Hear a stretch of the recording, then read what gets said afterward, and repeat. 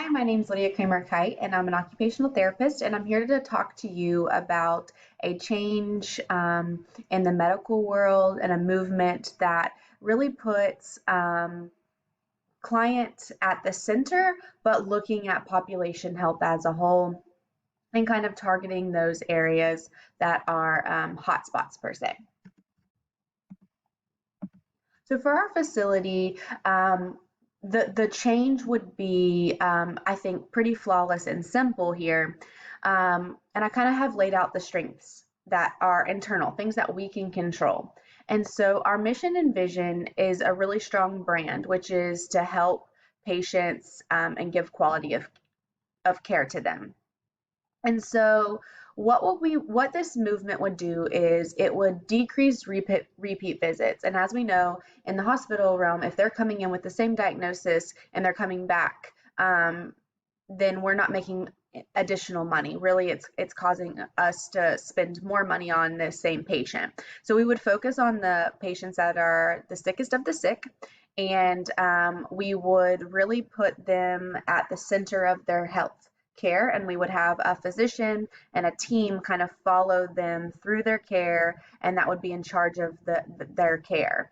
And this would put the patient first. It would increase quality of care, which would decrease the medical errors that could occur at our facility. And we are going to have the physician and the team members, it could be a case manager, an occupational therapist, an RN, a nurse practitioner, and they follow them, and they're kind of there as liaisons from between us, the facility per se, and the patient. And we're building rapport and we're building that trust. And we'll have flexible hours. And now that telehealth is being implemented, we'll be able to be easy access to them. And so if they're feeling sick or they're feeling something coming on, they can do a telehealth conference call with us as the team, and we can let them know if it's important for them to come into the ER or to see a physician, or if we could do a home visit and decrease the risk. So basically, we are targeting the population health of, our patients that are repeat offenders, the sickest of the sick, and our goal is to help their quality of life and put them at the center, which will in return decrease their repeat visits, which will save us money in the long run. There are some weaknesses that we internally can work on that could hopefully move into being a strength, and that's funding. Right now, there's legislation in place that doesn't allow some of this funding to occur through Medicaid and Medicare, and so we'll have to find avenues for that, as well as some of these patients that are the sickest of the sick. They don't have great coverage and insurance, and so we're going to have to figure out the legislation. Maybe we can work and lobby towards some broadening of legislation, or we can work with these clients to help them find a job or find some resources. Maybe they're just not applying for the insurance that they can get. And so we're kind of working with them as a whole for the funding and legislation. Because this patient is, these patients are, the sickest of the sick, they sometimes don't have follow through. So really implementing follow through, as well as a weakness could be delivery throughout the hospital. We need buy-in from the areas that are going to implement this. We would need to start small. So we would start with one area of the hospital, and then hopefully it would be something that would broaden throughout the hospital, but we're going to have buy-in from the physicians, the nurse practitioners, the therapists, and nursing. And then the space. It would be ideal if we could have an outpatient clinic, a walk-in clinic that is just for these patients that are the sickest of the sick. We're going to have to find these patients and kind of find out what is going on, and why are they getting so sick, and how can we help them. And so if we had this walk-in clinic, it would be where they could just come in on an as needed basis, and we would kind of help them through it versus repeat coming to the ER. So providing space for that, and it's going to be more overhead. So you're going to have more physicians, more nurse practitioners, more case managers, or you're going to have to spread out your already hired employees through this space. So it's either going to be more overhead, or it's going to be stretching your employees a little bit thinner. So those are weaknesses. So opportunities, these are external things that can really help us. And since our funding is we're for profit, we could reach out to investors and kind of pitch our idea of quality of care and client centered. And then from there, we would hopefully get some more funding from the investors. If it's nonprofit, which ours isn't, we would have to go through grants. Another great opportunity is community response. If the community sees that we're helping people who are sick and we're kind of just building this facility where we really are putting them first and we're listening to their needs, it will change the medical model, because I think so many times these patients really feel that no one has listened to them. So if we're building the trust and rapport, the community is going to respond in a positive manner.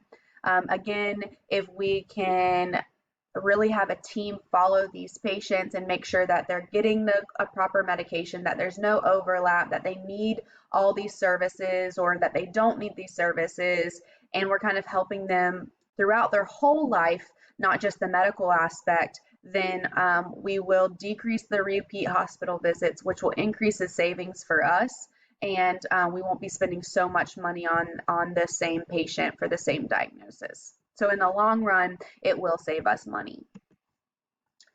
There are some threats that are external that we would have to work through. Again, that's the government restriction and legislation, and we could have people lobby for us, as well as lack of support. If people within the hospital, physicians, nurse practitioners, therapists, don't support the idea and they don't really work through the quality of care, patient-centered route, then it's not going to work within our facility. So we really need the buy-in, and we really need the teams to put forth the effort. And lack of interest from the community. If we're not really truly showing what we're doing for the community, then they might not be as interested. Or if they're not the sickest of the sick, then they're going to be less likely to be interested in what we're providing. And then sustainability. How can we sustain it, and how can we make sure that it's effectively working? And that's going to be more or less like us marketing and getting out in the community to really share what we have. So culture is going to be a huge change, or a huge thing that we need to make sure we're implementing. And this is where we're being aware and we're sensitive and competent of other people's culture. And when the patient care, it really is enhanced when healthcare providers demonstrate that they're culturally competent or sensitive, and they respect the patient's beliefs and values, even if they're different from their views. And this in return is going to directly relate to the patient, and they're going to have better health outcomes because we're tailoring things to be towards them. You know, in different cultures, there are different family dynamics, or the individual roles, or even what the person or people think independence is. And so we really have to be cognizant of what are they culturally, what culturally is going on, and making sure that we're, as physicians, doctors, therapists, nurse practitioners, nurses, that we're understanding their culture and we're putting that first. This is going to individualize care. So we're looking at the population health of the sickest of the sick in these certain areas in our community, which are the hot spots. And then we're saying, okay, now that we know that you are one of the sickest of the sick, what's your culture like? What are your needs? And we really individualize our care to that. That, again, improves that quality of care. And then we're altering the treatment as we need to, and going into the home, doing telehealth, whatever their needs are. Do they need a general contractor to come in and fix some leaks that are causing mold, which is exacerbating their symptoms? We're really tailoring our care outside the medical world in a sense, but it all relates back to medical. And then again, our population health is the sickest of the sick. And our goal with population health is we are looking at a specific group of individuals, which is the sickest of the sick, and then we're seeing where in our city are they, how are they affected, and how can we decrease their repeat, hospital visits and help their quality of care in the long run. So I recommend that we move forward with this, and I think we should start with a small area, and I think we should find physicians, nurse practitioners, and therapists and nurses that are willing, and case managers who are willing to do this, have a small group, and start with those hot spots of our patients that are the highest repeat offenders, the sickest of the sick, and we do a change management. So that's going to be where this group of allotted leaders or workers, employees, they model this behavior of quality care, client centered, and then hopefully it's a trickle down effect. Okay. We need to make sure that we have informal leaders within there. So we need to really hand select who is going to be there as the physicians because and the nurses because they are the ones who are those leaders that are not in management, but they can help really sell this movement. Okay. And then we need to have a coherent environment. So we're going to come up with goals. We're going to come up with what we're going to do in this small section and how we're going to execute it. So everyone's on the same page. And then the cultural strength is just what are they proud of? Most physicians or nurse practitioners and therapists and nurses, their goals are to improve their patient's quality of care, help their patient get better. And so that's what they're proud of and that's their cultural strength. And we need to use that as, that motive. And so overall, what we will be doing is we'll look at that population health of the sickest of the sick. Then we are going to use individualized care to client centered, and then that will decrease medical errors, decrease their repeat visits at the hospital, which will in return save us some money. So we're kind of just branching out within our facility to save money and kind of also, again, our main goal here is to help our clients get better and faster and have a better quality of life. So I do recommend us moving forward with this, and I look forward to hearing what you guys think. Here are the references and resources.